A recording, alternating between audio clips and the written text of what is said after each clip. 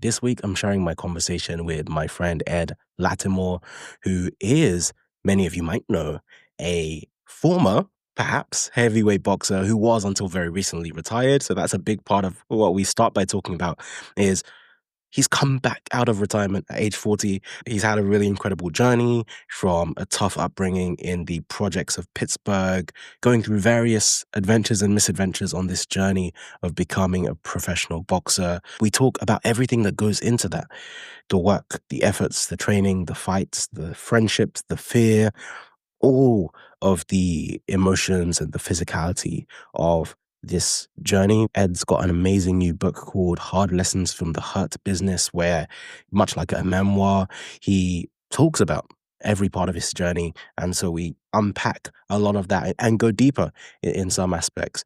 And so I think you're really going to love this episode. I certainly had such a great time speaking with Ed. He's had such an incredible career, not least being a boxer, but going from there. He originally had gone to university trying to play American football. He went back to university while boxing, took a physics degree, became a physicist, became a writer, built this great business writing online, doing a ton of things. And he really embodies, something I talk about in my upcoming book, Sovereign, this idea of having, a sovereign mindset and being willing and able to transcend the situation that you find yourself in. I think growing up where he grew up and being in the situation he was in, it could be very easy to give up, to lose hope, to not even find hope in the first place. But the fact that he was able to keep pushing, and it's one of the questions that I ask him, but you, especially if you read his book, it's a great book, you see him having this dogged pursuit of this one thing. There are ups and downs, there is tumult, there are all kinds of things that happen to him in his life, but he constantly pursues this one thing through alcohol dependence, through broken relationships, through everything that he went through. He did everything in his power and eventually became the number 4 boxer in America, which is incredible, number 4 in the nation. But there were highs, there were also lows, and you're going to hear him talking a lot about this. So this was a really great episode. If you love it, you can find the show notes, the transcripts, and my newsletter at theknowledge.io. I'll leave the link to his book, Hard Lessons from the Hurt Business, in the show notes and description below. So please check that out. And if you love this episode, please do share it with a friend, because it helps us tremendously to find other listeners just like you.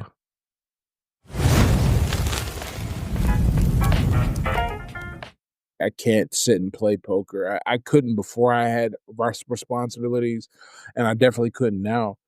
But I like the general setup of the game and really the concept of house advantage or expected value over time, because what it tells you is that if you continue to do the right things, even if it's, when I say right, I mean the thing that is optimal for what you're trying to accomplish. If you continue to do those things, once you identify them and you do them over time, even if you have small bumps, the outcome should be in your favor. You should move Yeah. closer. The worst case scenario is, you ever hear that old saying, shoot for the moon, even if you don't, or shoot for the stars, even if you don't, get there, you land on the moon, or vice versa, shoot for the moon and you don't get there, you land in the stars. But that's the idea. Even if you don't reach exactly what you're trying to do, you've put things in motion that are going to uh, improve your experience and open up a lot of things for you. Yeah, it makes sense. And it's funny you mentioned poker. It's actually made me think something that I think makes sense intuitively when you say it, but I don't think I'd thought of it specifically this way, is the way in which poker is incredibly honest. Like a lot more honest to real life than most other domains, in the sense that it starts by acknowledging upfront that there is an element of luck, right? There is, one, there's a house advantage. Two, the hands that are dealt are random, right? But then that's the beginning. And life is the same way, right? You can't control the hands that you're dealt in life. Some people are born, you might have grown up in the project. Someone else grew up in a very nice middle-class home. That part you can't control. That's just going to happen. And then everything else that happens in a game of poker happens after that point, right? Nobody thinks of poker just as the dealer dealing the cards. That's taken as a given. That's the starting point. And then everything else from there is, okay, how quickly can you figure out what kind of cards you have and what kind of cards everyone else has? How quickly can you figure out, where you have an advantage and where you don't? Think what you might want to sacrifice, what you might want to give up, how you can start building an advantage to get into a good position, right? Because even the world class poker players, everyone just gets a random set of cards at the start, Yeah. and they have to start from there. So I think there is that universality where, okay, everyone does have a random starting point. You are also not starting at an advantage. The house always has the advantage in most gambling games, but there is this acknowledgement that, okay, from that starting point, you have to build your advantage from there. And I guess maybe another part that I'll add to that, unless you had something to add, is just the idea of persistence, I think, as well, which happens both with podcasting and a lot of other things. And this idea that really over time, I think one of the biggest differentiators, like you mentioned, with people that start a podcast or start something else, is that people just don't continue, right? People Yeah. do however many episodes, and then life gets in the way, or they give up, or they get tired, or realize it was more effort than they had You originally assumed. you have to that commitment, it's almost gotta be delusional. The book, Grit talks about this, and Yes, yeah, that, what's the thing that separated the ones who succeeded because the story behind the book, Grit by Angela Duckworth, the I guess the book started as a study into West Point cadets who and trying to predict which ones would go on to graduate and which ones would kind of fail out. And looking at all the metrics, it wasn't there's a heavy physical component because they're military officers, but that didn't predict. And then there's the intellectual component that didn't predict it. But what did predict it was this idea of grit. And if you want to define grit, you would say something along the lines of, and I'm paraphrasing, I think in the book she gives the exact wording, but it's the ability to persist towards your goals in the face of setback. And that is something that I think a lot of people, I can't put a number on it, but just judging by my experience and things I've seen in different domains, that's something that is a lot of people just can't do. One setback and that's it. And look, I'm not saying it's a psychological failing. It sometimes things legitimately come up, but it's, how badly do you want it? Here's an example from my personal life too, really. I mean, the past 2 years have been hard. They've been hard, but first, why have they been hard? The book and training to fight again at an older age. But why are they hard? Well, first, I put myself in a position to even be able to do those by consistently showing up online with the writing and growing the brand for 10 years. And then I get a book contract, and all of a sudden I got to jump to the next level and write this book. And writing a book is easy. What's hard is writing a book he was an infant then. He was a newborn when I first got the contract. And then he was an infant, and kids, they don't understand what the circadian rhythm is, or they don't respect it, and they just wake up, and so you gotta be awake, and so you're tired. That affects your thinking, and then you have to write while you're tired, which is hard, but I have to do it, right?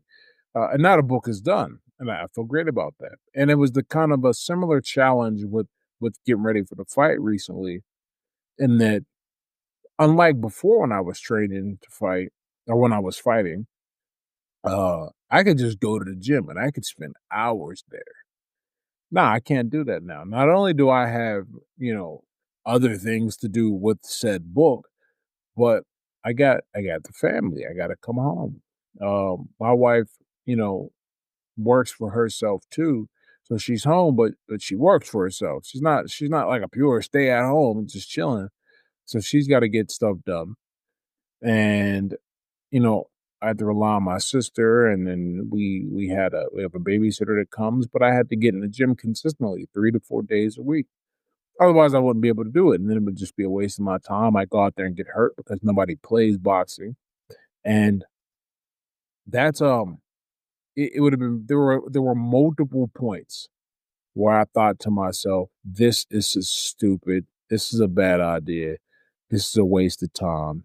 This is hard." Not the training is not hard, but coordinating everything.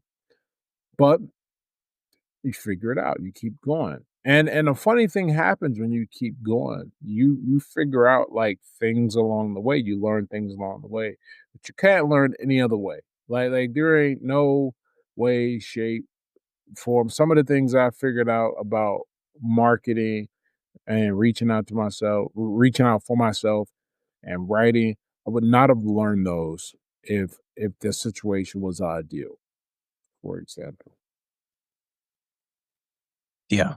I think even just on this topic of persistence, this is one thing I want to ask you. And just to set the stage very quickly for anyone listening to this that doesn't know your background, we'll dive into a lot of these things more in depth. But the short version is something along the lines of, you grew up in the projects, you had a very tough upbringing, you managed to carve a small opportunities for yourself as an amateur boxer. At one point, on the ascent, you reached the national number 4 ranking. So, the fourth best heavyweight in the US, or at least the ranking at that time. And you go on from there. Eventually, you were represented by Rock Nation, et cetera, et cetera. But then you retired. And this is a long time ago. And Yeah. and so now you're coming back to fight at age 40. And so this is the persistence part. And I really want to ask you, I know you wrote a post about it, and I did read that, but a lot of people listening to this would not have. Considering, okay, you have had in some aspects maybe the traditional, okay, coming up journey when you were younger, and then you took this break, you've now had a family. Usually that part of the story makes sense to a lot of people, right? Okay, fine, you finish your fighting career, you retire, you start a family, you get your cat, you have your child, all these things. But now going back to fighting, like what's going on there? A few things, and I think, like you said in the post, I said, look, one of these things by themselves, not enough. Really, two, probably not enough because it's a heavy investment. Okay, that's actually a great place to start. Heavy investment. That's one of the reasons, consciously or unconsciously, everybody gets into fighting, which is they think that it will lead to something better down the road. Whatever that something better is, depends on each person. And whether it's ever actually realized also depends on a lot. I'm learning. It's not as simple as, especially now, when the further back you go, the more it was as simple as you fight, you win, you get accolades, money, whatever. Now, with social media and the internet, if you got half a brain, you should be able to make a decent enough living just fighting. But what I'm learning, I'm thinking about starting this as a company. I got to kind of figure this out. Is that fighters have zero concept of sponsorship. It's just not in their brain. I am shocked at how many guys not only don't do it. There are multiple problems, and I swear we'll get to the answer to the initial question. But it kind of relates here. There are multiple problems in the fighter sponsorship game. One being that fighters don't understand that they are a brand. Musicians seem to and artists in general seem to understand this intuitively, even if they resist it in terms of the labeling. They seem to get that that part of the reason their art sells is that they get that. I wonder if it's just built into the culture of the artist. I'm a writer, and I wouldn't consider. I mean, I guess that is an art form, and maybe that's why I get it, right? So they don't get that, they don't understand, and because of that, they don't realize that there is an active outreach process that goes on, and you got to kind of think, where do I best align, and who will give me the most money, and how do I ask for that money, and then on top of that, how do I make sure they want to work with me? Kind of circling back to the brand thing, but all of that to say, that's actually a cool place to start, even though it's the one place I never start when I give this answer. There are just more opportunities now for boxers, fighters in general, but in my discipline, boxing, there are so many more. It's crazy. For this fight here, just to put this into perspective, if you want to count the monies that I received because I was fighting, not because I had the brand of the book, but because I was fighting. This was a 5-figure fight. I ain't never made 5 figures fighting. Never. And on top of that, I didn't get a purse. I did this for free because I knew what it could bring me. I did this for free. But in sponsorship dollars, for myself, generated like 12 grand. And then with some other sponsorship stuff to just kind of, guys that wanted to support the fight with their company or whatever, that they bought tickets, and that went to offsetting the opponent's purse, things like that. So the opportunity is there, and I just figure I'm at a really perfect alignment where I'm in great shape. I've got this great brand that I've built online, this awareness.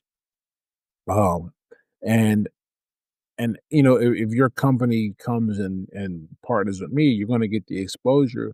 Plus, I'm not a bad person to get behind. There are some guys. This is the brand part. You got a lot of fighters, but like these, saying weird stuff or doing weird stuff online, or not understanding that. Yeah, it's cool that you fight, but who else are you? And your IG shouldn't just be fight pics and stuff like that. So that's one reason. Now let's get into like the big meat and potatoes of it. Number one, which I guess is related to this, is that I've got the book coming out, Hard Lessons from the Hurt Business, Boxing, and the Art of Life. Boxing's in the title, both directly boxing, and then in its moniker, the Hurt Business. And for those who don't know, I took a poll on Twitter and found out most people don't, and this is my audience, most people don't know that the Hurt Business is a moniker for uh, boxing. So there's that. But okay, so I said that's there. This is the memoir. This is my life. What a great way to build a story behind this if I get back in the ring. When I was doing research for comparable titles, which you have to do for a book proposal, when I was looking for comparable titles, there were only like well, first there was one book that I really loved, and that it was sort of a motivation. That's The Art of Learning by Josh Waitzkin. That's about chess. All right. And then the other book that just, no matter where I turned, it kept coming back to this, was David Goggins' Can't Hurt Me. And one of the notable things about Goggins' book is he's still living what he does and what he says, what the kind of redemption arc in the book is, which is the running. Everyone knows that he's the military guy, but you read Can't Hurt Me, and it's the running that was really the main redemption, pulled him through stuff, moved everything in the book. And I said, okay, if I'm gonna do this, I gotta do this way, because I'm realistic. I know that uh I boxed past tense, okay? And this book's coming out. And I think the book will perform suboptimally if I was not in the ring. Because it's not like I was super famous or anything like that. I've got like C tier internet fame, but nothing crazy. So I said, let me go do this. Let me try this out. All right, so that's one.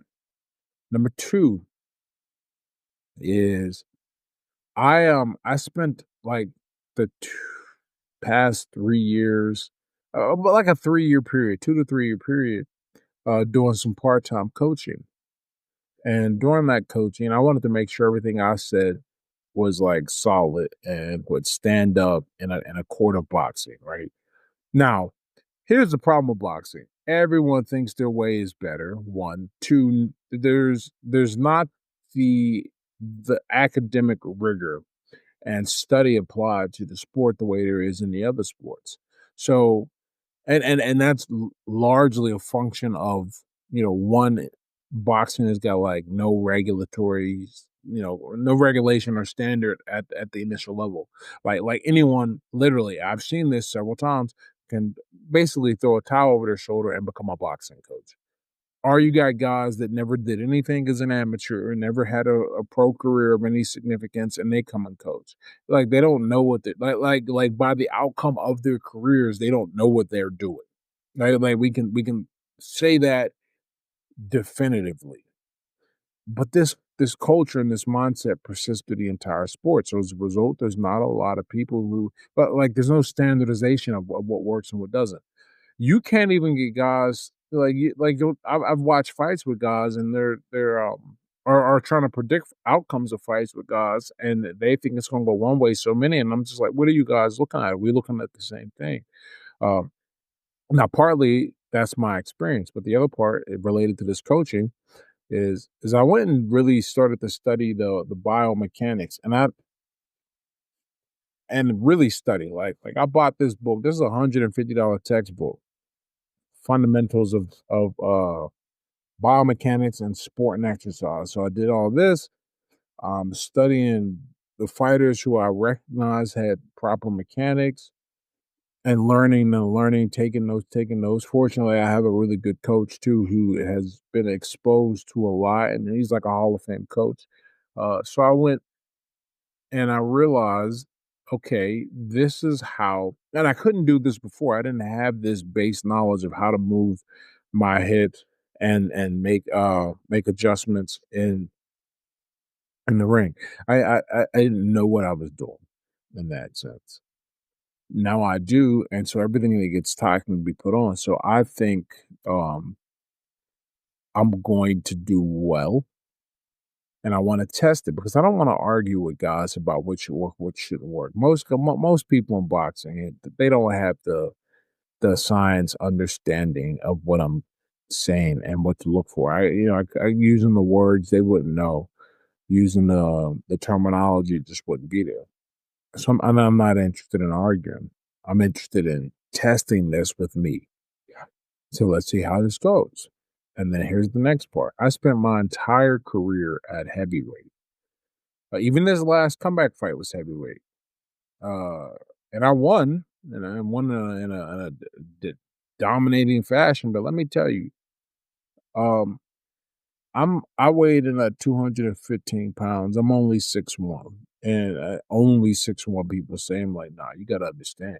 The average height in the heavyweight division is 6'4", and that's like skewed to the left. Most of them dudes are 6'4" and taller. I've multiple times fought guys 6'5", 6'6", who outweigh me by 20 to 40 pounds. Not doing that no more. Smaller, uh, I'm just going to drop the weight. I would have done it for this fight, but because of the way things worked out with the matchmaking and the other responsibilities I had leading up to the fight, I was like, you know what?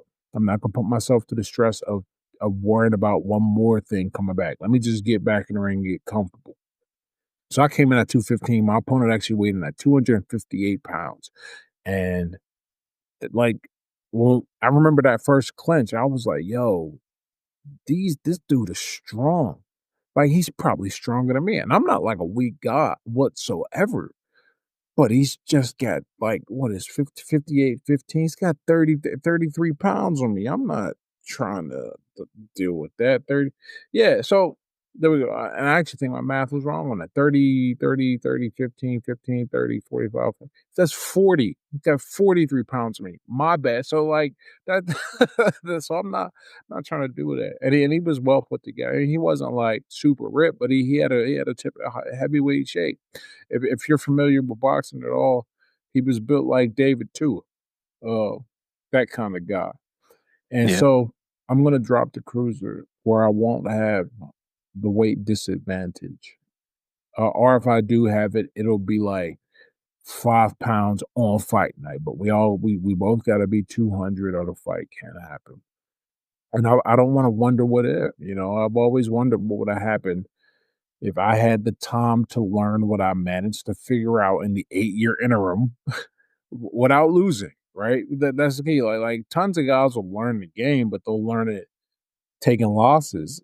And I was like, that's dumb because I know enough about the business to know that, one loss is already kind of terrible, um, but it's okay because it's one loss. But if it was like 2 or 3, whatever, but like, no, this time, like, I can come in and maybe get one more fight and really be fast tracked, and that's gonna work with the rest of my goals of selling copies, getting press, and building up the rest of what I wanna build up, which my focus over the next year is gonna be doing a lot more, speaking because people, paid me to speak. I'm not bad at it. I enjoy it.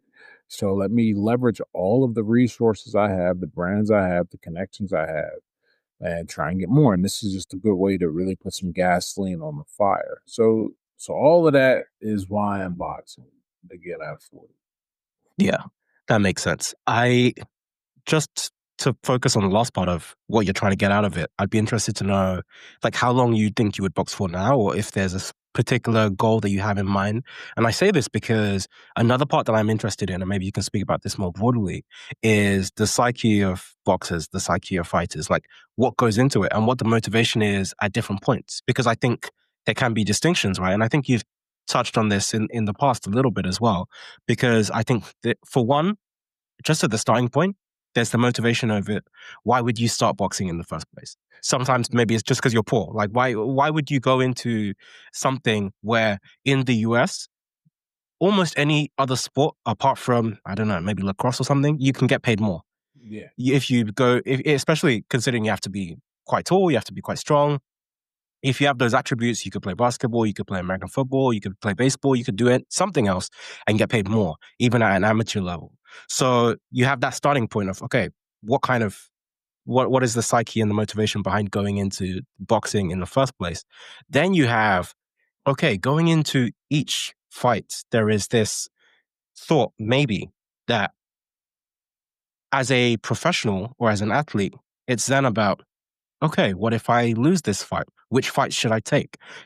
How do I think about my career? How do I think about my longevity here? Just from a professional perspective. And then I think the final aspect of it is then, okay, you've been doing it for a while, and then it's the permanence, like boxing specifically and fighting specifically, it's not the same as other sports where you just think, okay, this is another loss in my loss column. Like a loss, even a win, could leave you severely injured. It could have long-term impacts. And so I think there are all these factors that people think about. You see some boxers where maybe they didn't retire early enough or they went on too long. I think even Ali, with his Yeah. trainer, there were people that said he should have retired much earlier. And so I think there's that aspect of it as well, especially if you're no longer, let's say, fighting for money or something. It's figuring out, okay, when, how long is enough or how much is enough. I'd be interested to know what your thoughts are on that. So my particular situation, kind of how long, how far, I will in an ideal world, the decision will be made for me on a positive note because I'll simply have too much other things or too many other opportunities going on, and I won't really um need to. Need is a strong verb here, but that's probably the best one.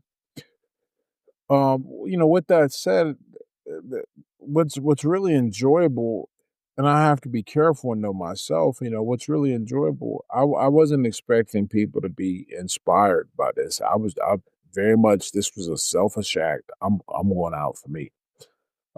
But it's had a very interesting response.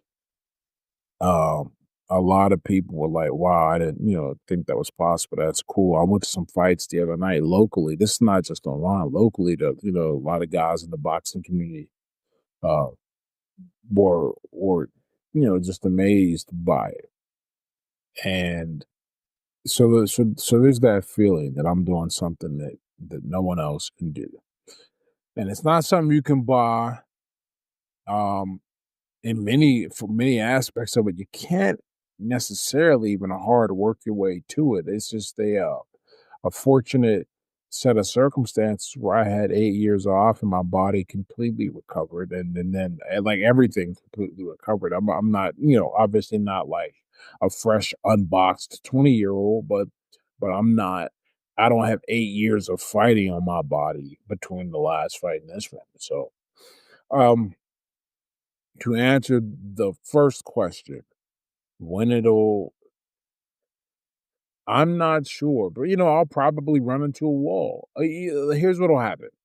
I'll either win, or actually I can tell you what's almost certainly gonna happen because this happened before. So boxing is really an interesting beast in how fights are matched and marketed. And a lot of people don't know this, but every fight that you see has to be approved by the commission before it happens. They might know that. What they don't know though is that when the commission is matching, they're looking at experience. Okay. So as guys get better, they're just, and it's a pyramid. There are fewer guys they can fight because there are fewer guys at their level where the experience matchup makes like sense, and that commission will go, okay, this is acceptable. What's that have to do with me? Right now, my record is 14-1-1. That's a great level and marketable tool. What's going to end up happening, I'll just tell you what happened when I lost my fight. I started getting calls for fights for like $20,000, $30,000 on TV because they were going to put me against the guy that had an undefeated record. They were convinced, they were positive I would lose. That'd be brought in as the B side. And now I'm super happy I didn't take those fights. But then, I needed the money. It would have been really easy to take that fight. Happy I didn't do that. Now, I think that'll happen again. And so somebody's going to offer, this is what I hope, someone's going to offer, put the fight on TV, make a bunch of money, or at the very least bring me a bunch of odds and attention and interviews and stuff like that, move a bunch of books, get a bunch of speaking engagements. But and I might not, well, probably won't lose. At the very least, I can't say for sure because the difference between my mindset about fighting now and then is like I look at things then and be like, I can't do that. Period. Like I don't know how to. Someone needs to teach me. Now I know how to do everything. It's just a matter of like the things that are much harder to teach if they can even be taught, like the skill part of it, because there's like a base level of we'll call it athleticism in the sense that it is only involved with the body. And then there's like the mind and skill part. And I never actually had a problem with that. Good reaction time, good insight and intuition from lots of amateur fights and sparring. So we'll see. So that's what I think will happen. Let's imagine that doesn't happen and they just keep ignoring me, and they're not interested. There's a there's enough ways to probably if it doesn't become profitable, like I'm only going to fight for attention for so long, like that part, and that's probably two, maybe three fights, uh because then by that point I've ideally built and pushed and sold enough and generated enough press. Like it's already generated press and it will continue to do so. So my intuition about that was like spot on. Like I had a feeling that it would be a good story, especially with the age aspect, and my intuition spot on about it. So we'll see how far this goes. As far as like why guys fight initially when they got all these other opportunities, um, a few reasons come to mind, but I think the biggest one, aside from culture, right? Like, because the Mexicans, that's a culture. In fact, it's such a culture. People who follow the sport might not know this because this falls into one of those beyond. This falls into like one of those facts that if you're not really I wouldn't even say boxing fan, almost a boxing historian, you wouldn't know. Um, the Mexicans have a great lineage of champions. They are terrible in the Olympics. They just don't do well. And that's partly because they have this great lineage of champions. Now, it doesn't have to be that way, UK and the United States, for example, but and the Eastern Bloc with Kazakhstan and what the heck is that other guy from? It's Kazakhstan and actually I think it might just be Kazakhstan. Oh, and Russia as well. So it doesn't have to be that way, but in Latin America, a lot of these guys, specifically Mexico, a lot of these guys they are turning pro at like before they're old enough. Like that's like one of the story about Canelo that he turned pro and had to lie um to do it. So there's that part, but outside of the culture, why a lot of guys fight, um, I think it's probably two reasons. One, boxing is the true equal opportunity sport. What I mean by that is that okay, so you say, why not play football? Why not play basketball? Why not play baseball? Oh, for starters, you just might not be able to. If you 5'9", basketball is not in your cards, brother. That's just not happening. 5'9" is a good height for a welterweight. It's good, and so heck, even 6'1" is but you might be able to play. But how competitive are you going to be? Short area guys that have done it, but there are just other routes for you. You might not have that speed for your height.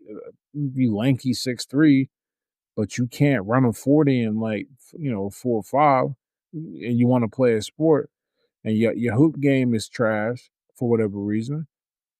Boxing is great. Baseball is just hard. Like hitting the fastball is probably the hardest thing in sports, and I say that as a guy who fights people.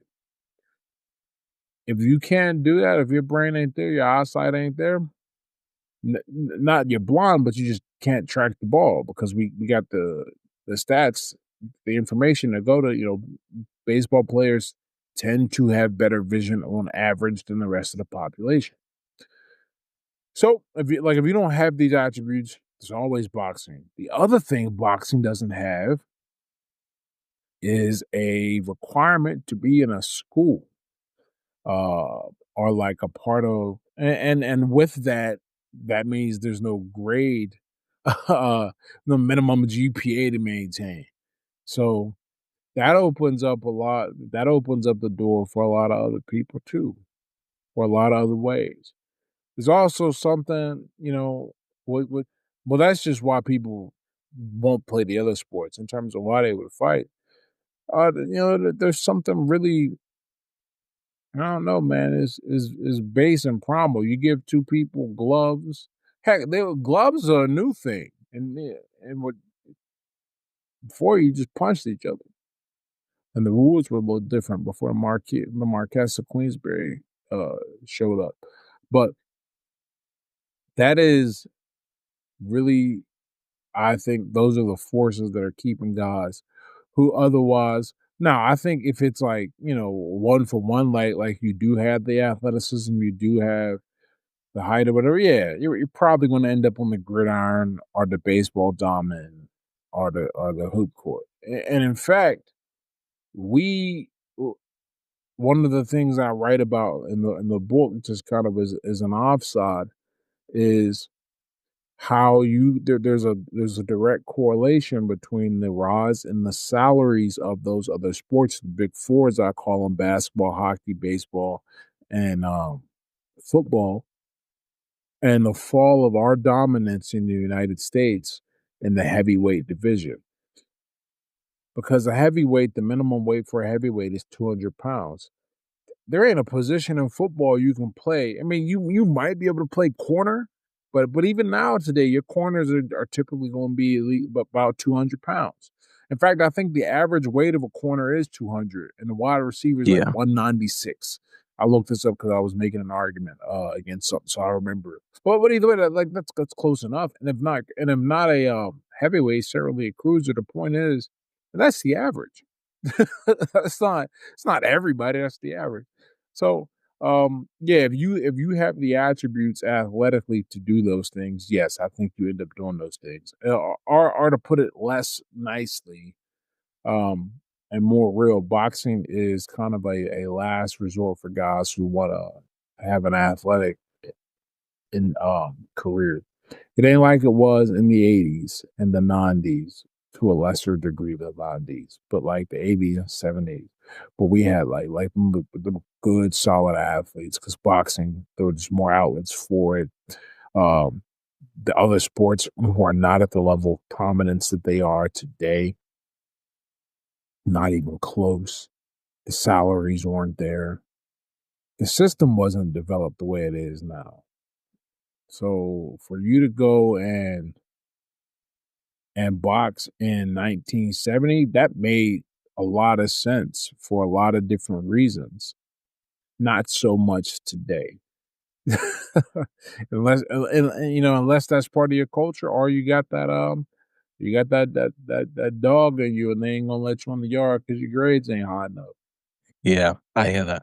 So I wanted to go more in depth on your journey into boxing. You talk about it at length in the book, and I mean, there's lots of twists and turns on the way there. Maybe we could probably start at the beginning, which is the same place you started in the book, which was just your upbringing and the environment that you grew up around. And I think there's a part of this that also ties back to what we were talking about earlier, which is this idea of persistence.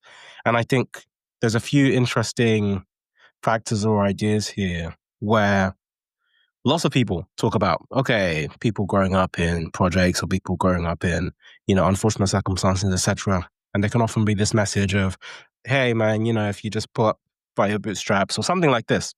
But I think there's a few different things, right? And I think you've experienced part of this where, first of all, if you don't even have, first, I think maybe the very first part of it is, okay, role models in your house, like in your life, your family, whether it's,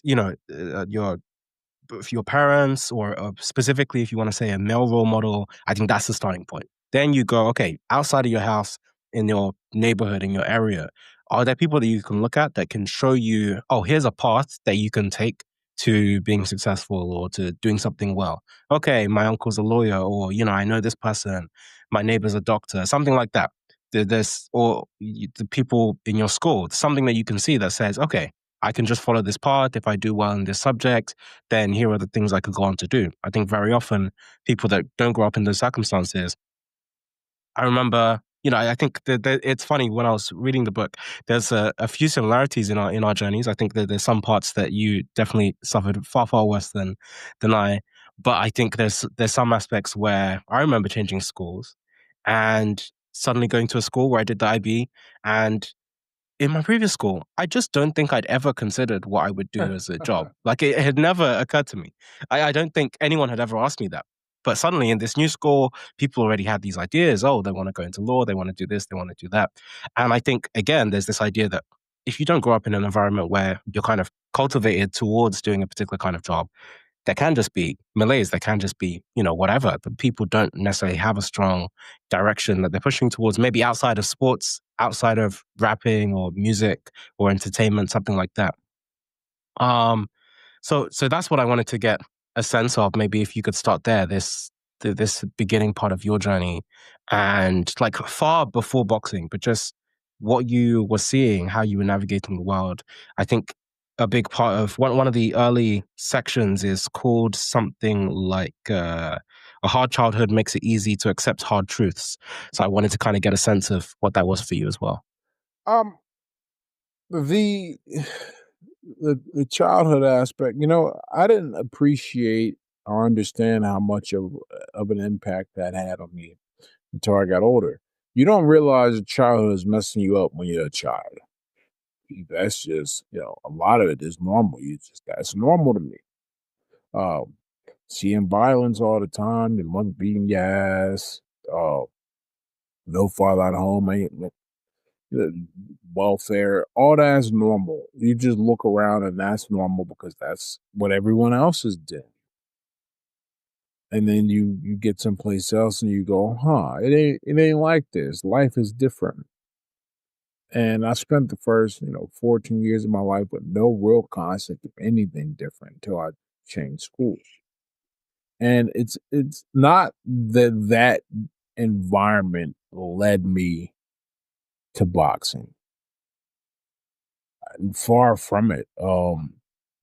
It's that I I needed something to give me some type of direction. Now the story I tell people about, ultimately what made me make this choice is, I had tried college the first time like everyone else, but I wasn't ready in any way, shape, or form. I shouldn't have been there. Shouldn't have got accepted. Um, Kudos to the power of affirmative action or whatever, or diversity, but I shouldn't have been there. Oh, and I failed out. And after I failed out, I had this like chip on my shoulder. I would tell everybody how pointless school was and how much you didn't need to go and you could become successful without it, even though I wasn't even close to successful at all. I was working at Starbucks. Uh, the one of the people who would hear these rants of mine was my girlfriend's mother. And so I'm sitting here disparaging college, and my girlfriend's mother at the time, she's a professor of biology at the University of Pittsburgh. So one day she's like, okay, so let's pretend you're right and college pointless. What have you done with your life over the past 4 years besides show up and eat my food? And then she threw me out. And just at this point, that was 18 years ago, and really probably 19.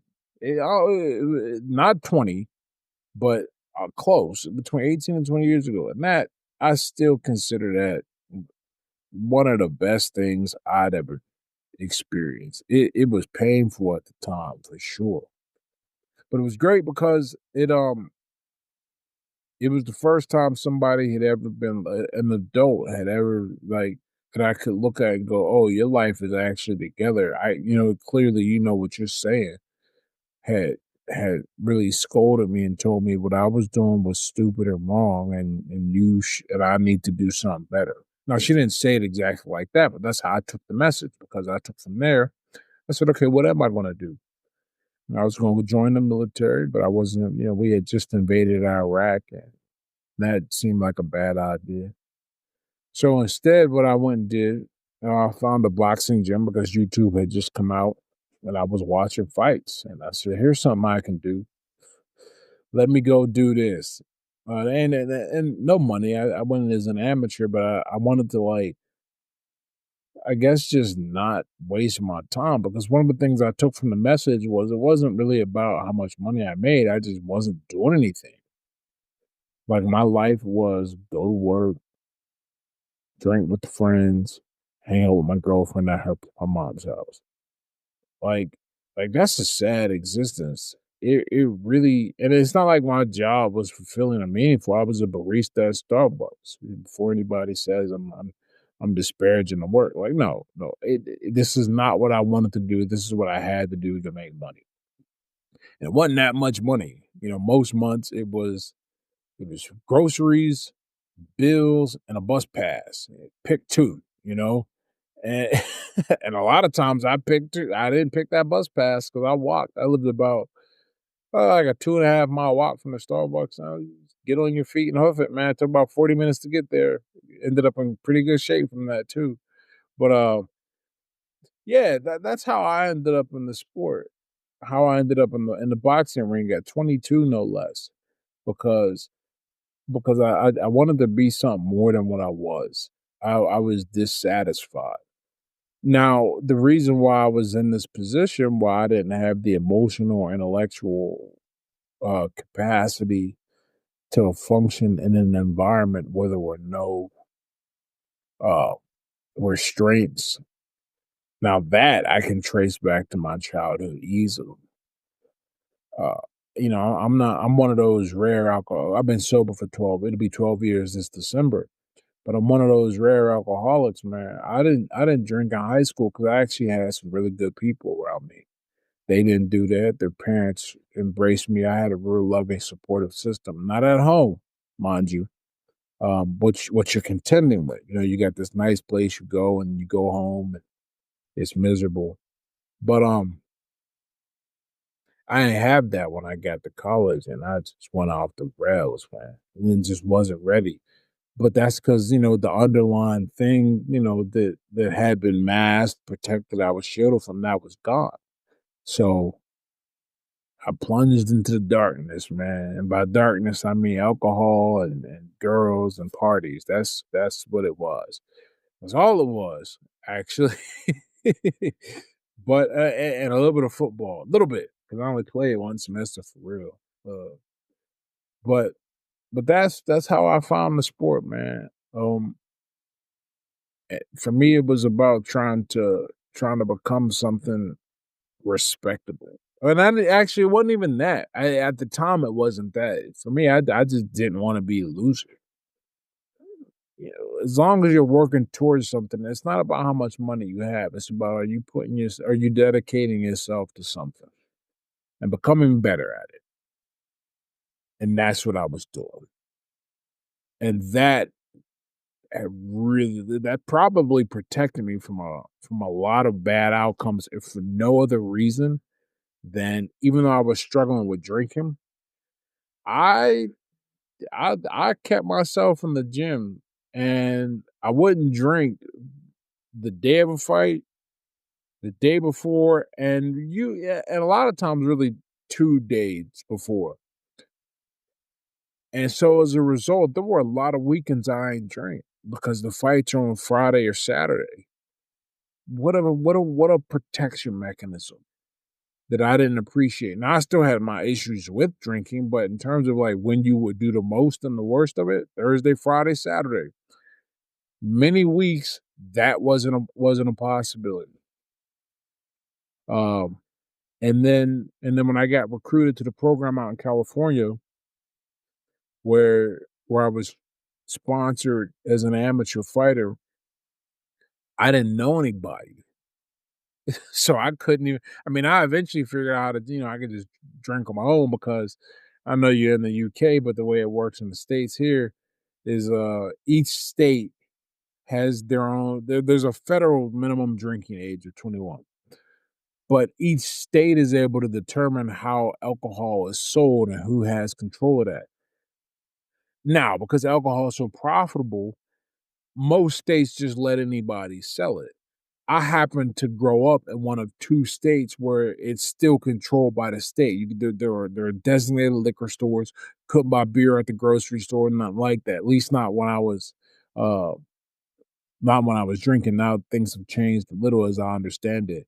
You can't buy liquor in the store, but you can still buy. I think you can buy beer and wine. I know you can buy wine for sure. I'm not sure about beer, but you couldn't even buy wine back in like 2010s in a store. I get out to California, where it's one of the other 48 states, and I used to go over to Target and get a bottle of liquor and a box of wine. Like Target, man. That's not so I was at Target yesterday. In fact, I know they don't sell liquor and wine at Target. I was just there. But uh but even with that, because there wasn't really nowhere to go, nothing to do, a lot of the external, what do they call them, negative externalities, those are minimized because of boxing. And so, ultimately boxing helped me get sober.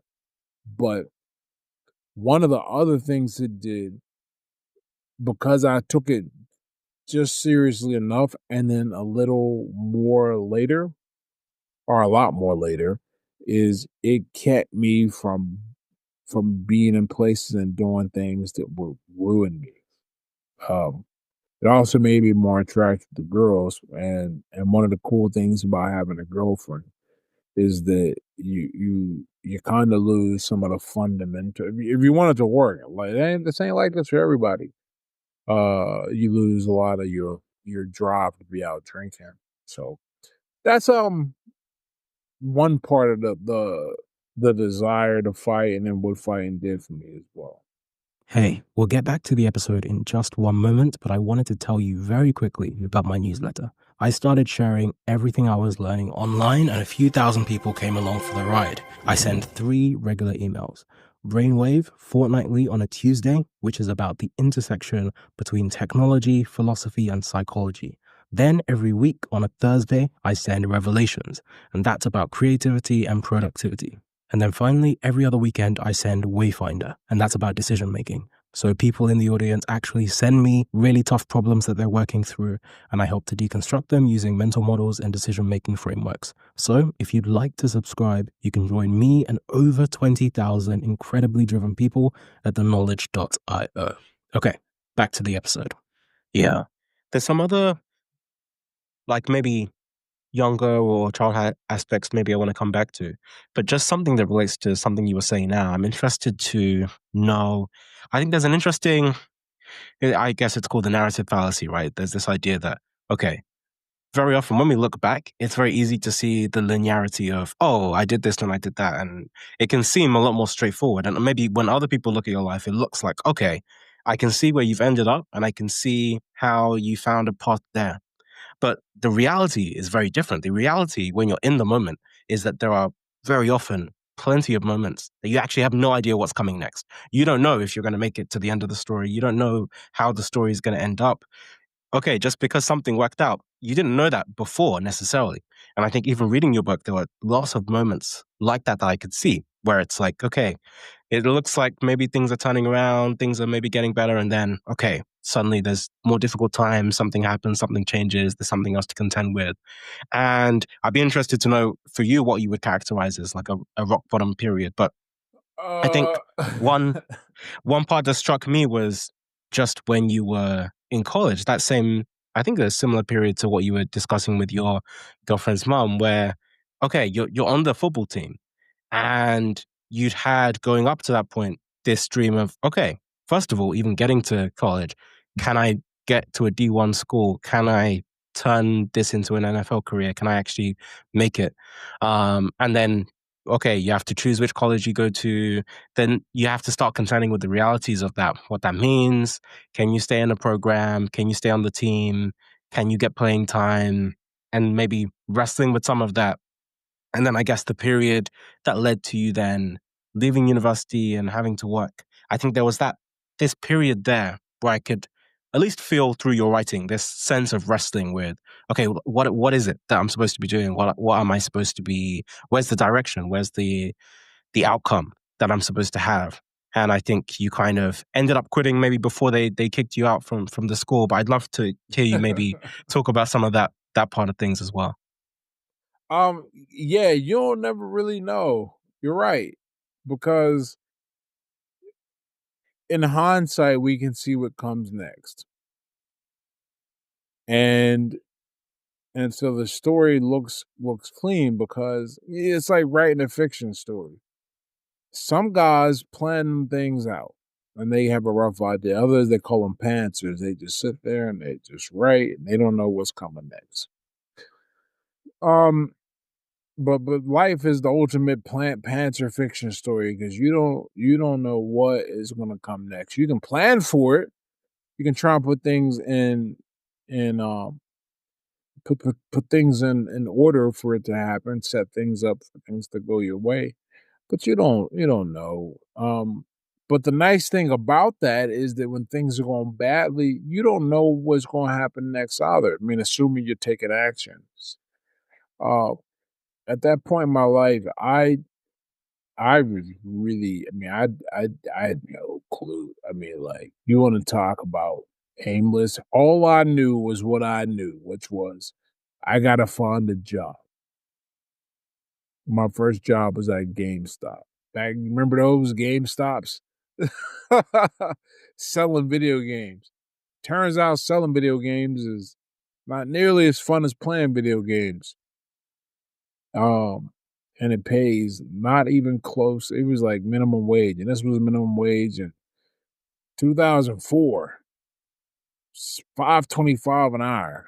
I was amazed at how little money it paid.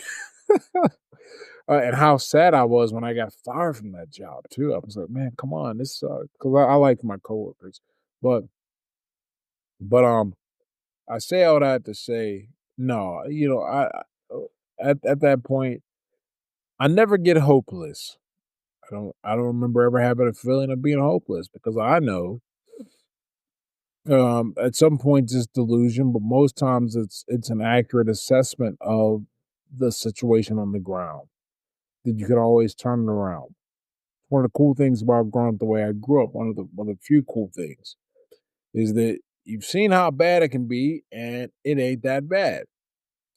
Now, it could be worse, but I'm not doing things that are gonna get me put in jail or being sought after by the wrong people. So I've eliminated that, so I know it's never gonna get worse, and I know that if I take control and start doing stuff, things are gonna turn out well. Uh, so at that point, I'm like, I just need to get a job, and then from there, we'll figure out the next step. Gotta keep food over my gotta find a place to live, sort of deal. Just handling the little things one move at a time and not letting things get too bad. But but you know what's funny, man? I remember feeling like, I mean, look, I had a little routine. I would go steal food from Rite Aid, and Panera, and wherever else I could steal food. There's some capers that don't make it into the book, but suffice to say, I had a way to eat, and I had a way to get transportation, copy and bus passes. This is back when you could do that. Now everything is digital. Games changed, but I'm not taking a bus anymore. But for anybody listening, if we take the bus, yeah, you can't do this. This it don't happen. Don't walk this way anymore. Um, I remember being happy, man. Like happy and free is what I remember. Perhaps focus on the wrong things, but happy and free. Um, I don't ever remember a feeling of despair or frustration. In fact, that was that incident with my girlfriend's mother. That was probably the first time I felt like real negative emotion. And I know part of that is just my makeup, man. Like I have like 0th percentile neuroticism based on that test of the Big Five. I mean, yeah, I feel bad about things, but a lot of times I quickly turn that into, okay, what do I got to do? I've learned to look at negative emotions as a sign that I have to do something. So even if I do experience them, I interpret them as not a sign of like hopelessness or failing, but it's like but instead a signal that it's time to take some action towards a goal. Like no one's ever felt anxious about something good that they know is going to happen. Like you don't feel anxious about payday. You might feel anxious you're not gonna make it to payday before a bill is due, but knowing that you're about to get a stack of money and never made somebody depressed, kind of deal. So uh for me it's always been, let me look at what I can do to make sure that things get better, knowing that every situation is only temporary, assuming I take control. So it all comes back to this locus of control thing I talk about a lot, no matter where I'm at.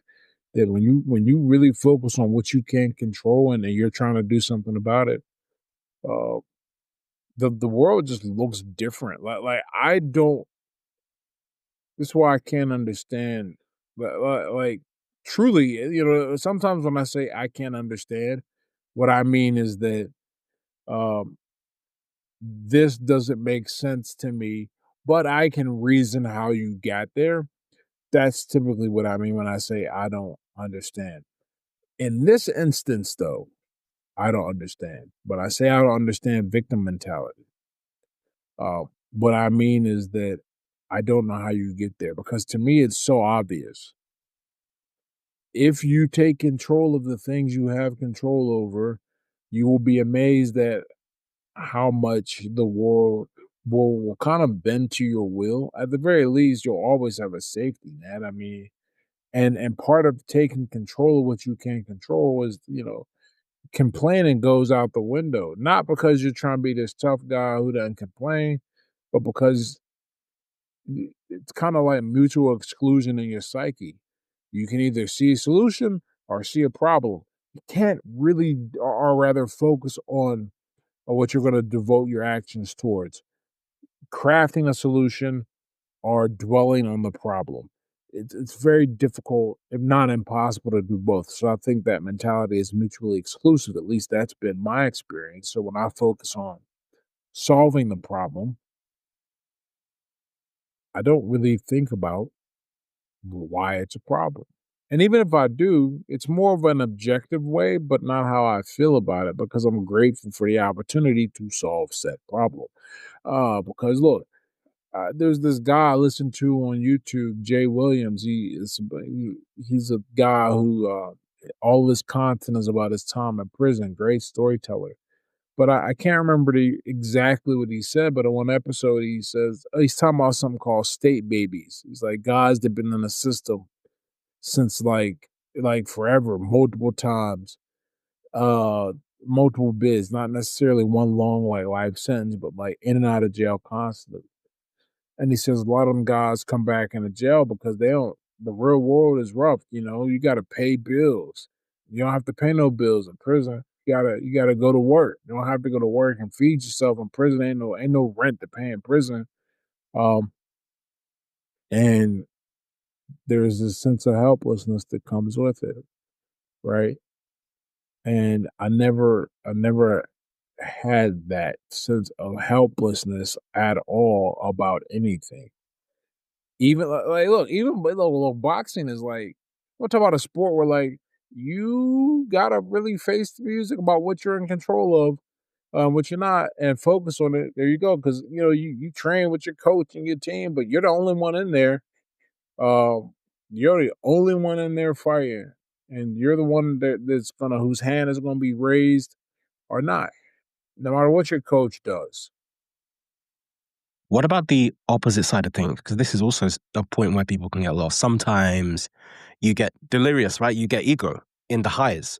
And I'd be interested to hear you talk more about how you felt, for example, beating Dominic or even your two fights with Dominic, for example, where, okay, so, and you can choose how much you want to recount some of this, but you've gone on this journey of, okay, you're making your way as a boxer, you're trying to work towards becoming a professional, and you beat this guy that you're not really supposed to beat.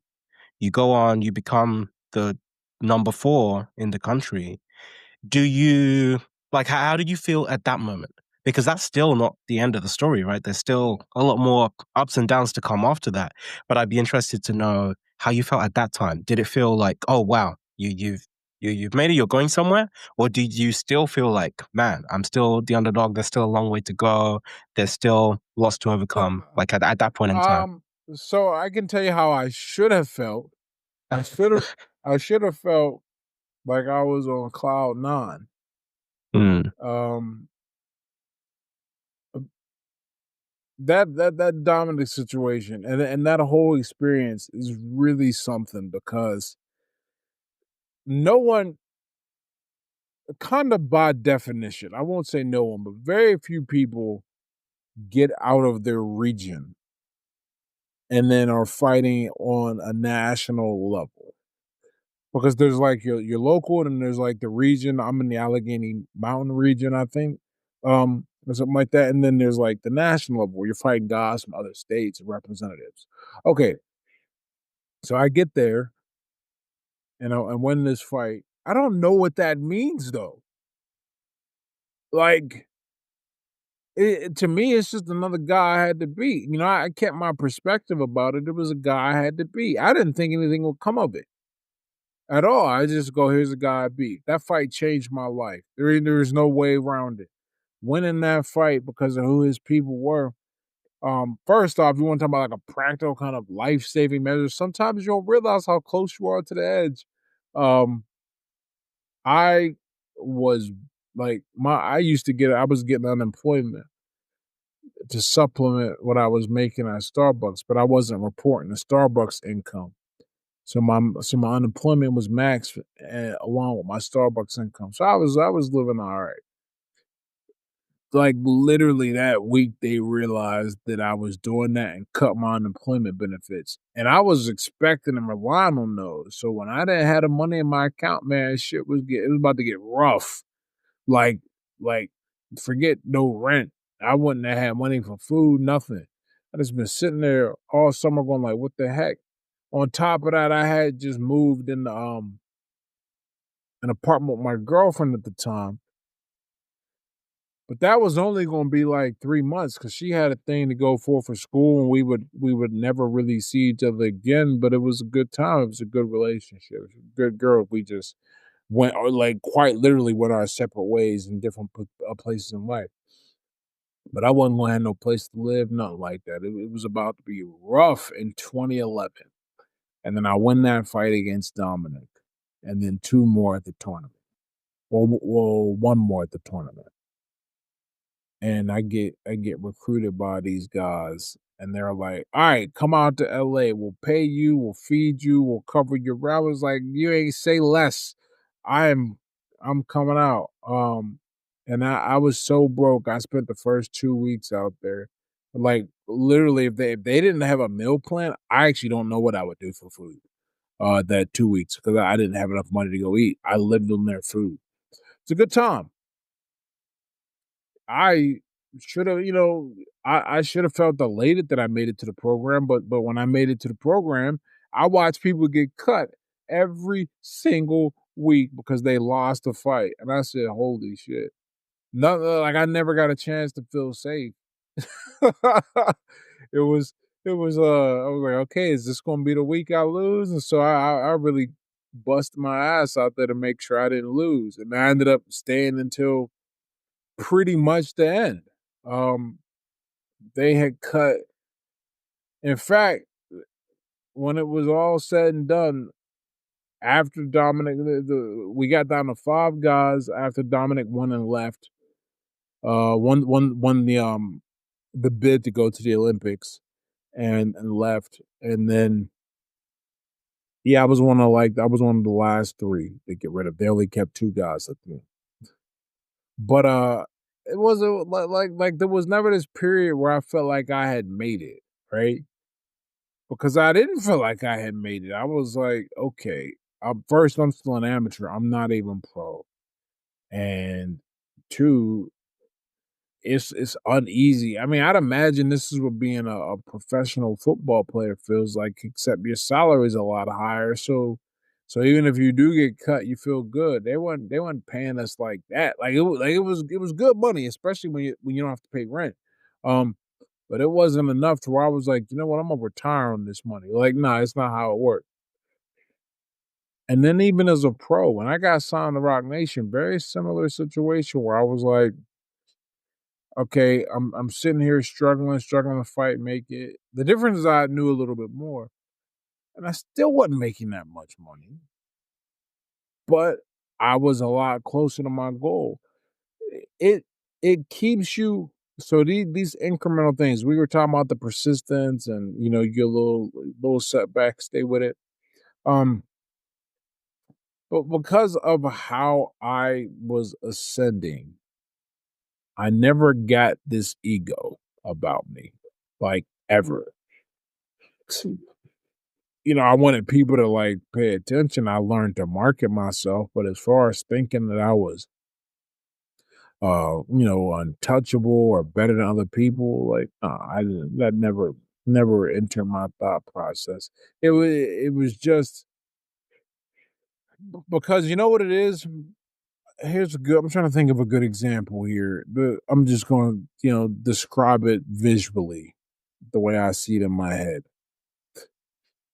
It's like being on a cliff or like close to a cliff, and you in the most beautiful castle with the best view ever, but you're right on the cliff, the edge of the cliff.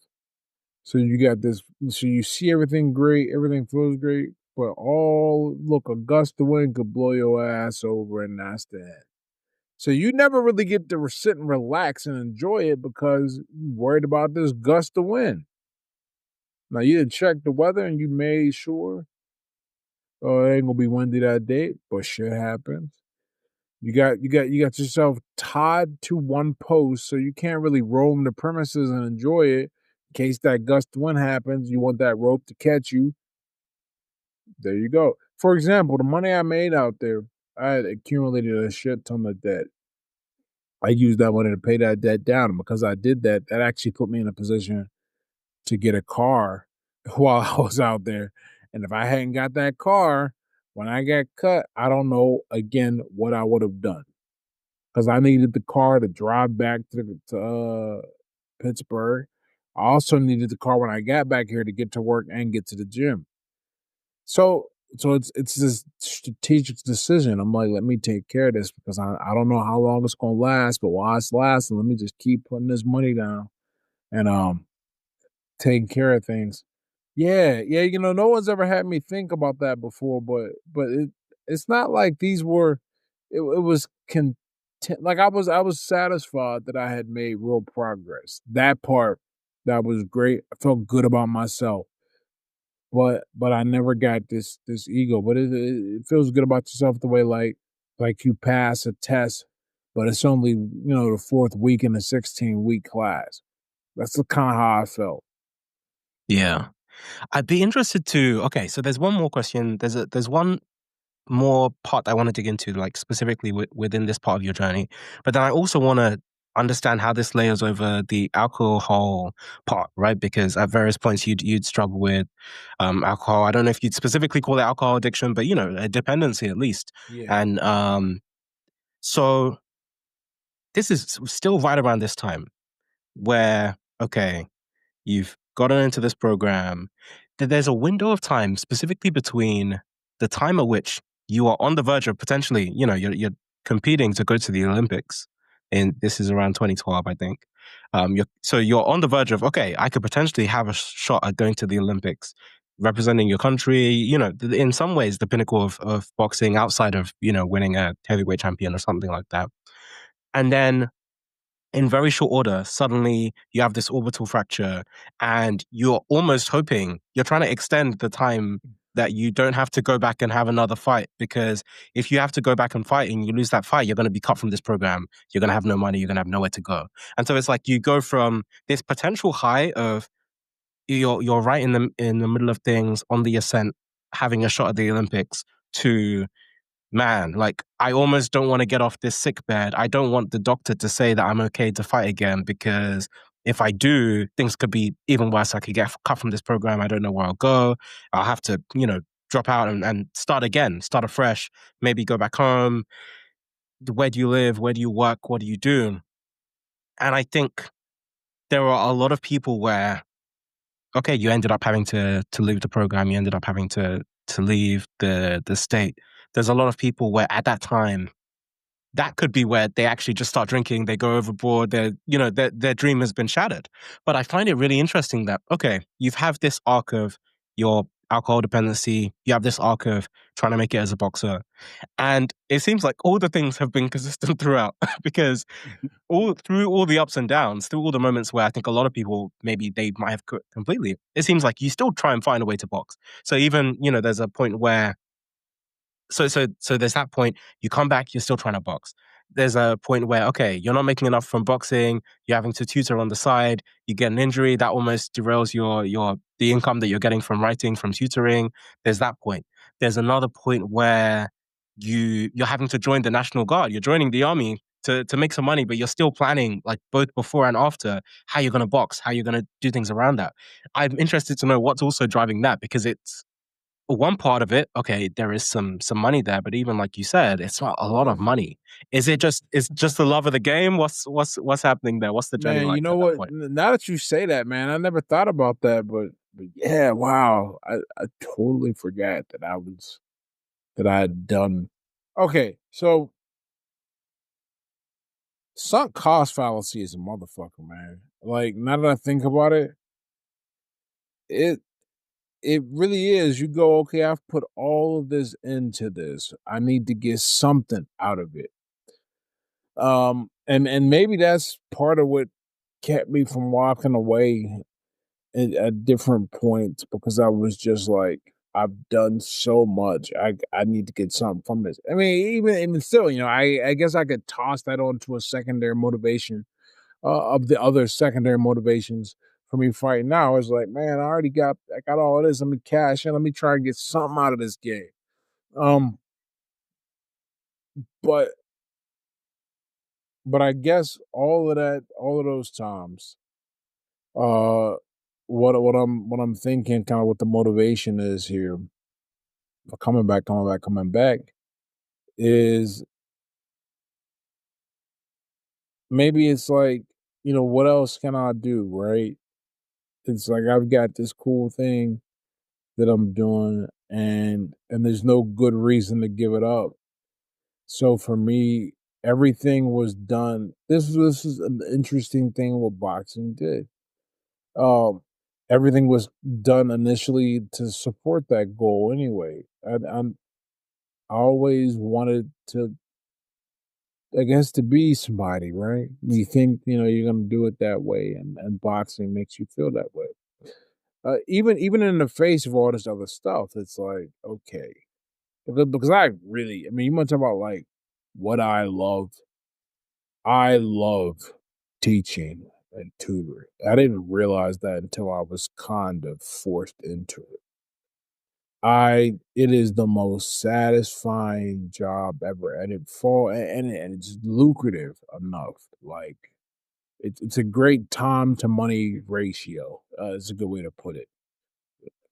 But I like the fighting part, right? I want to come back and do that. I think that's cool because I put all this time and energy in, and it was great. But and so there's an 8-year period, right? That's actually a great stopping point, or not stopping point, but like where the book stops compared to now. There's this 8-year period. I've done a lot of things in between there too, and many of them had me. I would not have been able to do if I boxed, and it got me like thinking I'm completely done. But I also thought, well, why do I need to be done? I've got my body works, my mind works, I'm healthy, I'm injury free, and I think that's what it is. It's like I found something, and until one of the things I told myself when I walked into the amateur gym, wow, 18 years ago. I said I'm going to only quit this sport when I cannot do it anymore. That was kind of my way of making sure that I stayed committed. And I guess in many ways I've been living that out when I can't do it anymore. Because, when I stopped in 2017 because of the injury, the blowout fracture I got while I was tutoring, that was an injury that I was like, okay, I got the concussion, I got the eye injury, let me walk away. If every layoff I've had has been because of an injury. I'm not taking like a mental break from boxing. Like it's just not. At least while I was actively competing. Now after the injury and I chilled out and I started traveling with my wife, it's like okay, let's take a break. And then the top, everything else is going well. The writing and all that is building up. It's a good time. But I guess for me, I guess I still just because I can do it. Why shouldn't I? Kind of deal. And I know that's a weird way to think, certainly about something as potentially life altering as boxing. But if I can do it, why shouldn't I do it? Kind of deal. There is the possibility of being injured and being injured in a big way. But so much good in my life has come from it. None of it monetary. I need to make that clear because a lot of people get that twisted. So much good has come from my life, and it's allowed me to make so many connections in so many other ways, not related to boxing, some of it related to boxing, that I can imagine. I guess not. I never reached this part, this realization until now. But yeah, I get to be involved in this. I've built a social network through it. I have this article and video where I talk about how adults make friends, what they need to do. And I realized like I've not had a problem making friends, and I don't. That's actually not true. I was actually fairly. It was fairly hard for me to make friends, like people to hang out with. That first time I went to college, the people love like being around me, but in terms of somebody I could kick it with or talk to or chat with, maybe three guys. One I haven't talked to since I left. Another one I kind of keep in touch with. So only one I've kept one guy I've kept in touch with since that period of my life. But I don't have a problem making friends. Why is that? Because I'm always I got a whole influx of friends when I started boxing, and then I just built and sustained that. You know how on Facebook it shows you mutuals. I look whenever somebody sends me a request. I look at the mutuals, and I can tell: is this somebody from boxing? Is this somebody I met from the military? Is this somebody I met through oddly enough, now that I think about this, is this somebody I met through marketing, online marketing, you know? Or is this somebody I met through like chess kind of deal? Are these people from like high school or where I grew up? A lot of people don't make friends because they don't put themselves out there to do things. I don't mean like, hey, be my friend at the bar. Like, no, you gotta go people make friends in activities. Realize this, but boxing had become kind of this. It became a place where I had meaning. Like I can go to any local event and people are like, "Hey, it's you," and we talk and catch up. These people have quite literally seen me grow up. Many of them from when I first started fighting as an amateur locally when I was 22 to the show I was just at the other night. And I'm seeing guys that are like, I was looking at one guy, I was like, I write about him in the book, the guy Philly. Uh, I'm looking at the guy and I'm like, I think I know him, but I can't. He's just older. He's age. And I was like, oh, and it hit me like a ton of bricks. I was like, oh, what's up, Philly? It's just somebody that, these people growing up and they know me and that's kind of a weird connection, but it's become as much of my identity as writing has. Now, with that said, the minute I take an injury, I'm out. I don't love it that way. Like I'm not. The difference between now and then is then when I got injured, I would fight through that motherfucker. I would do whatever I take, keep going to the gym, etc. Now, a lot of people will still think I'm fighting through it because that's kind of mentality you got to have it in boxing. But like, if the doc said to me tomorrow, "You can't box anymore," I'm not gonna be bummed. Like that's the big difference. If he told me that shit 10 years ago, 15 or something like that, I'd be like, "What?" Now I'd be like, "Word, okay. Well, this was cool." Yeah. And we're going to get in a second onto your subsequent, you've had these subsequent chapters as a physicist, philosopher, writer, a chess player, etc. But maybe the last thing just on this segment of time, I am interested to, you have in the past, done a lot of advocacy around alcoholism, sobriety, etc. But just connected to this part that you were mentioning now, I'm interested to hear you explain a bit more the role of alcoholism in your life. Because, okay, I can tell you my reading from the part that I saw, and I think it's interesting you were talking about specifically this idea of friendship and being able to make friends. From reading the book, I think I got this sense of, there's even a common phrase, alcohol being like a constant companion, right? And this sense that perhaps, and you can correct me where I'm wrong here, but I think that there's a sense from reading the book where you talk about this loneliness, right? And this searching for the good times and for just a sense of peace because, going into, there's times where you have training, before training, maybe you were drinking, after training on the way home, you get some alcohol, you're training somewhere where you don't have friends. This is not where you grew up. Your friends are not here. Your friends aren't with you. So you stop drinking alone in a sense because you didn't have them there. And so you're kind of remembering the times that you previously would have had and the things that you otherwise could have done. And you're having to do this on your own. And I think there's also a part of it where connecting to something you were just saying now about, like, even during college, you were able to make friends.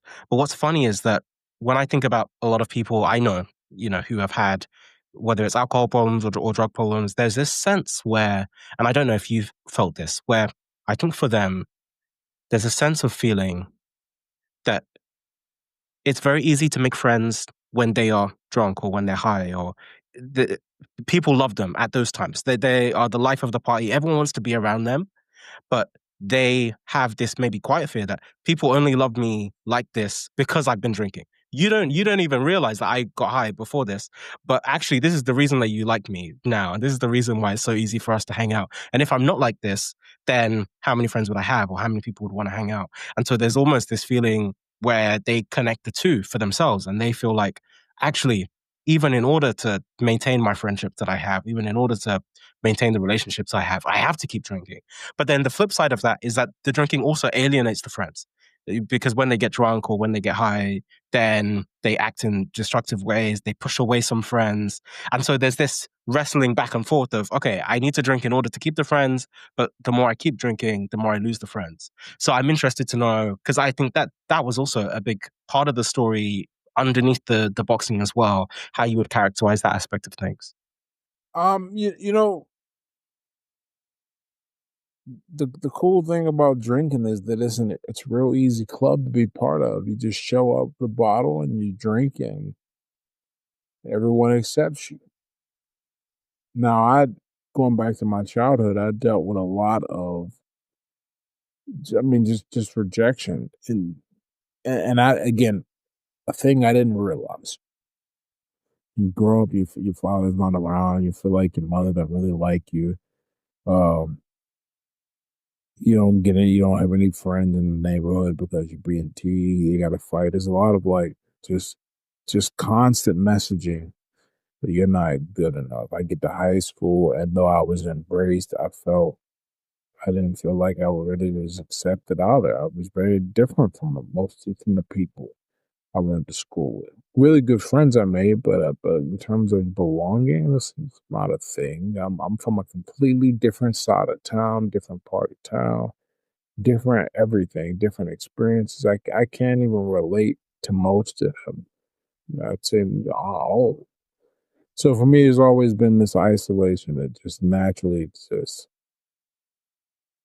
Alcohol shuts that down, and it's this artificial bridge that lets you connect. So for a lot of people, at least in my case, for a lot of people, talking about a way to quickly feel love. I put love in air quotes because that ain't real. It's all driven by the bottle. It's all driven by the bottle. These people, if you're not drinking, they want to hang out with you. You probably don't want to hang out with them either. But like my buddy says, man, better to drink with assholes than to drink alone. And that's how a lot of us end up in that rough place. At least it was for me. I was like, uh, that made it easier to feel connected and not feel isolated and to buffer rejection. You either didn't care about being rejected or because you drank, you're less likely to be rejected because everyone wanted to be around you because you were drinking. It's kind of this default social area. I never understood why people just sat at bars until I was deep in my alcoholism because it's just weird. You don't feel lonely. Like they say, people normalize like what you do. I don't know if you've ever seen somebody do hard drugs, but one thing that amazed me is every time I've been off of hard drugs, it's because the person was about to do that. It's like a way of normalizing it. Because they're definitely out of generosity in their heart. This coke is not cheap, but if they're about to do it in front of you and you normalize it, it's the same idea with like alcohol, but we don't think about it because alcohol is legal. A lot of guys will just show up at a bar and sit and drink by themselves because everyone else is around them drinking, and this is a place where alcohol is sold. It's not even the cheapest way to get alcohol. Like, if it was about a price thing, they just buy from the liquor store and drink at home. But that ain't what they do because that ain't what it's about by itself. It's about this connection. That's kind of what I was seeking. Yeah, I hear that. So then, kind of coming out of this chapter, you go back to school to do physics. And that, in some ways, ties right back to the beginning of your story, which is, coming up through school, wanting voluntarily to change school, go to a school that's a lot further from where you were, being in this gifted program, you doing maths.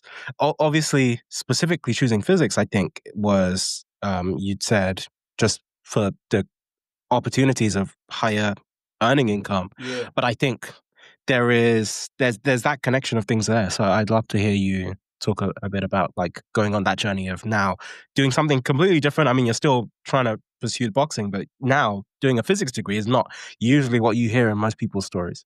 No, no, no. And it wasn't going to be physics. It was originally going to just be math because when I went back to school, I had selected all of these, or I had done all this research about what programs would be the highest paying, because I went back to school for more money. And they all had math. So I was originally going to be an engineer, but then I was like, okay, I'm still fighting. So I got to make sure I can make it to lab science classes, but you can't make up. So I said, you know what? Let me do math. That way, even if there's a class, I could just study on my own at home, even if there's classes I miss. And then when I enlisted in the army, I'm going through that drill. I go through basic, and I go through advanced individual training, where I start training for my military occupational specialty, my MOS. And while there, it's the program, my military occupational specialty. I was a land combat and systems electrical repair. So I'm like working on the electronics of the systems. And what ends up happening for me is I'm going through this and I'm like, wow, this is really cool. And I realized it's like what an electrical engineer would do, very close. So I said, okay, this is what I want to study. I'm going to figure out, make this work. And it ended up working out. I didn't have to miss any classes. And so I started taking the lab classes you have to take for the prerequisite for that degree. And one of those is physics. And I absolutely loved our physics class. I loved the experiments and how they were like super accurate, close, and emulated reality. Emulated, but measured it, and then we could make predictions based on that. So I said, okay, this is what I want to do. I'm going to do this, and found the program that actually was a dual degree for electrical engineering and physics. But right as the physics degree is the one that required fewer classes. And I would have had to take an extra year for EE, electrical engineering. But right as that extra year was about to start, my writing career really took off a lot. And I was like, let me just get out of this so I can get back to like, training and writing. And so I just took the degree and bounced when I was finished. And ended up working out great. But that's the story of the physics degree. Yeah. And the running side, what made that take off? Was this largely through growing your presence on Twitter? But I think you'd started your blog at the time as well, right?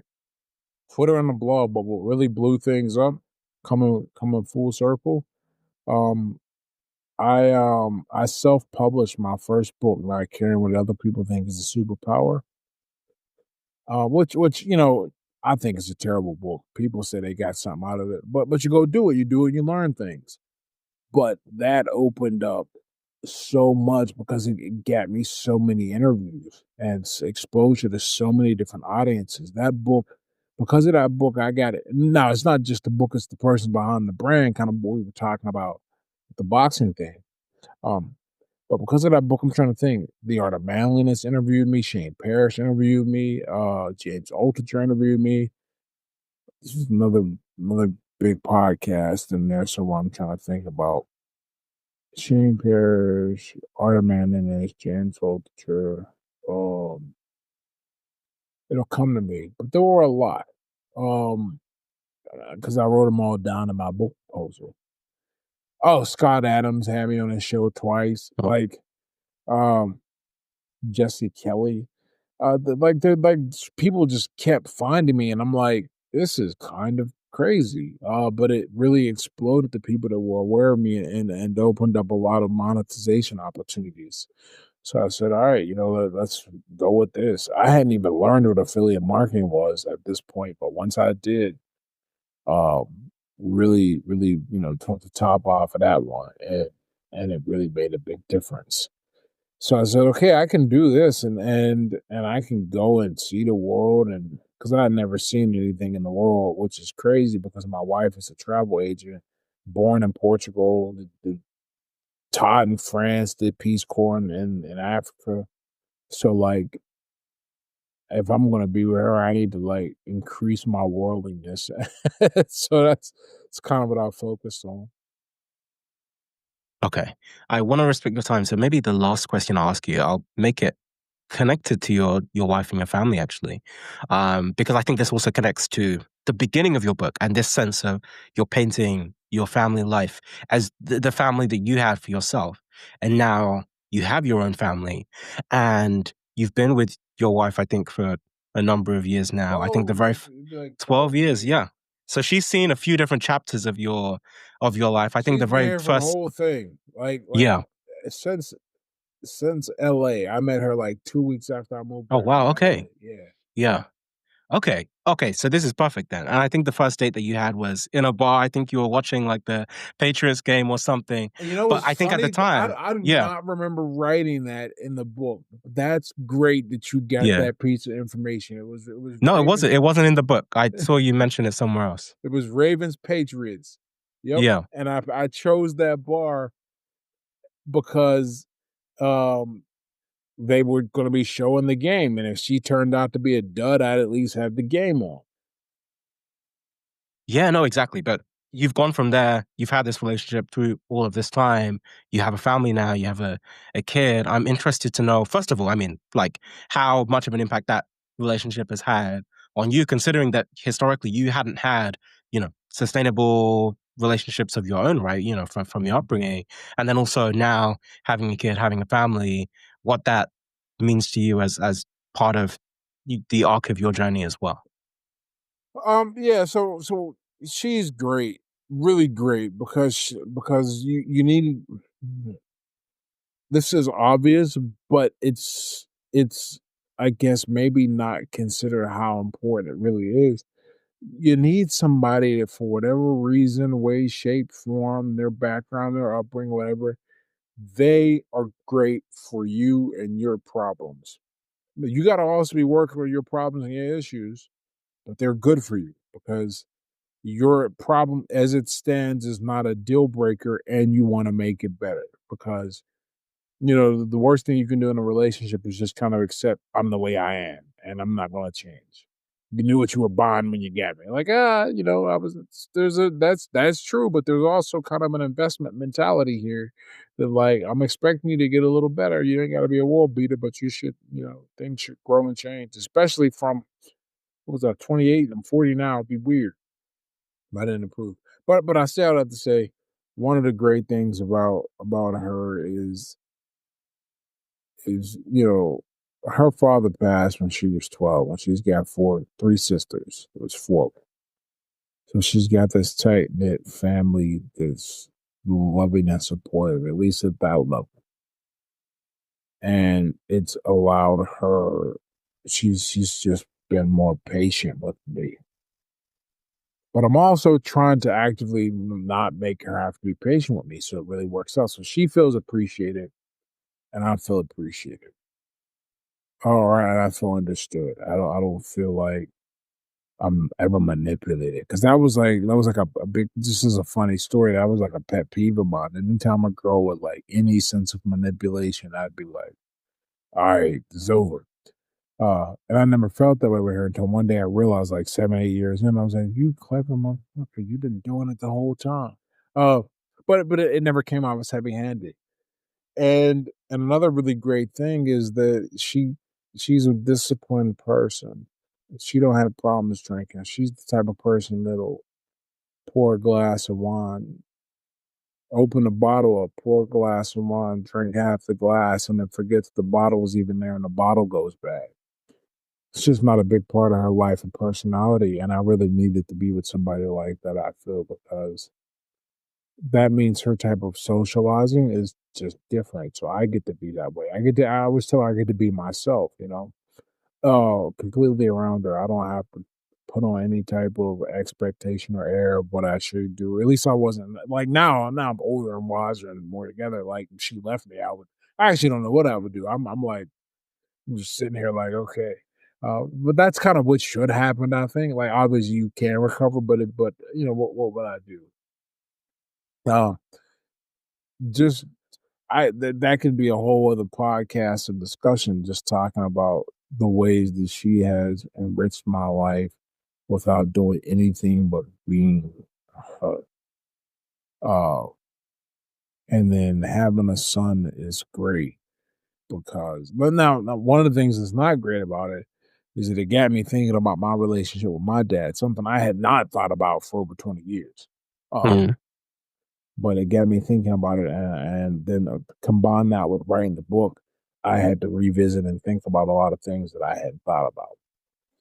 But ultimately, it will make me just a much better father, and life is good. It's going to be great that way. I'm really excited about.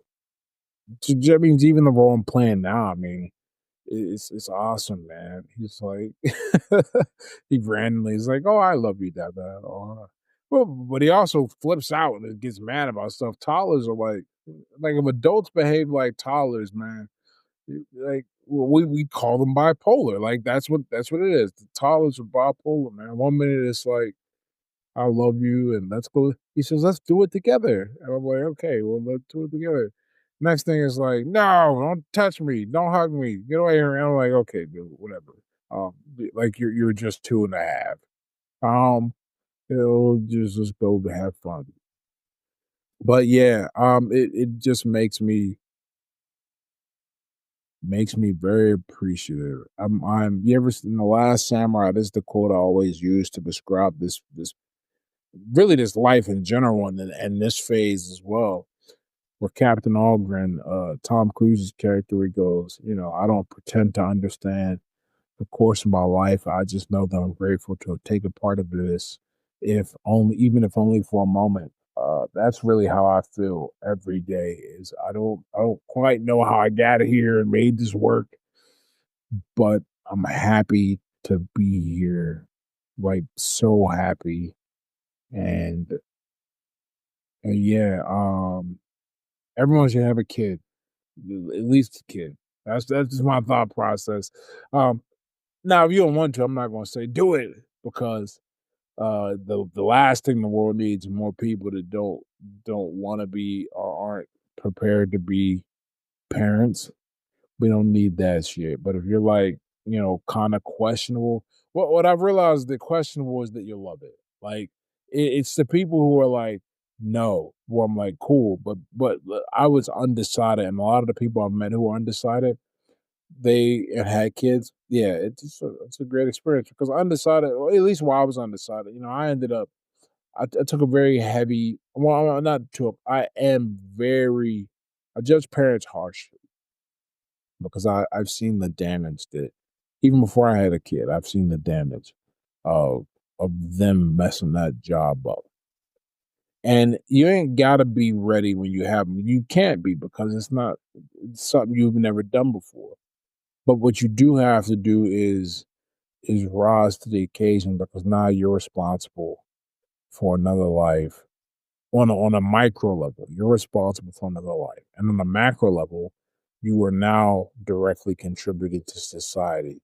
Perhaps you've never done that, never tried it. That's okay. Because if you get this right, it means way more than any other contribution you've ever made. This person goes out and affects other people, and then that goes on to affect how they affect other people. It really is um, the purest way to affect and change the world. And so I take it seriously, and I'm serious on other people too about it.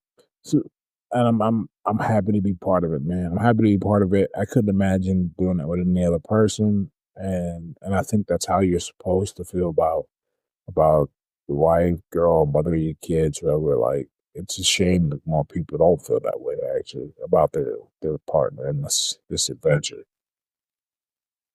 Yeah, completely agree, man. Something I'm looking forward to. I think we're definitely at an age where, well, obviously everyone gets older, but yeah, suddenly lots of people around me are having kids. So something to look forward to. You know, man, we were the first ones in our friend group to have kids, Oh, and yeah? yeah, and the first one because nobody really knows. No one knows. I'll tell you something. What the girlfriend's mom, the one who threw me out and got me into boxing. I tell her this story all the time. Changed my life, and she's a good friend now. Not the girlfriend. I have no idea what's going on, but the mom stayed in touch with. And when my mom died, 2.5 years ago at this point, 3 years, because she died before my son we even knew he was coming.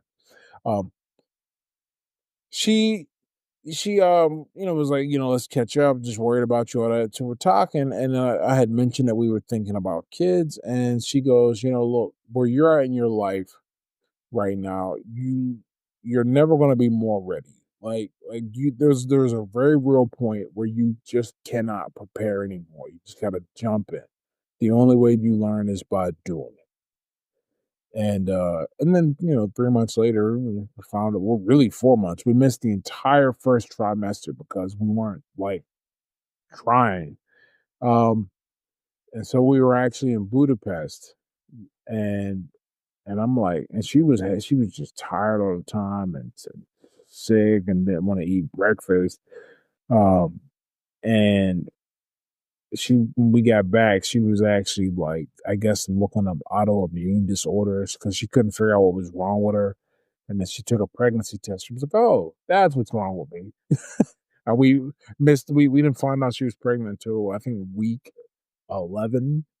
Oh, wow. And then the dating sonogram didn't happen until week 13. Like the whole time missed. When we spent 2 weeks in Central Europe and had no idea. We took a river cruise down the Danube. Now, unfortunately, though, because of good lifestyle choices, she wasn't drinking anyway. Like one of those interesting things. No,